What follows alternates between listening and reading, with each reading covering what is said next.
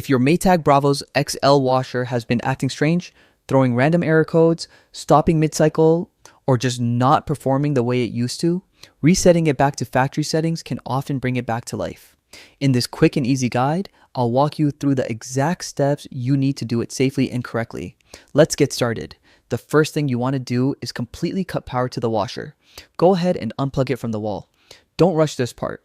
Let it sit for at least a full minute. This short power break drains out leftover electricity inside the system and clears temporary glitches that might be causing the problem. After a minute has passed, plug the washer back in. Now we're going to enter the actual reset mode. Press and hold the start pause button and the power button at the same time. Keep them held down for about 10 seconds. Once you release, you may notice the display flashing, lights blinking, or even a few random codes appearing. Don't panic. This is exactly what should happen. It's a washer clearing old data and preparing to reload its default factory settings. Give it a few moments to finish. Sometimes it beeps, sometimes the lights flash, and sometimes nothing appears to happen at all. All of that is completely normal. When the reset is complete, your Maytag Bravos XL should be fully restored to its original factory configuration and ready for a fresh start.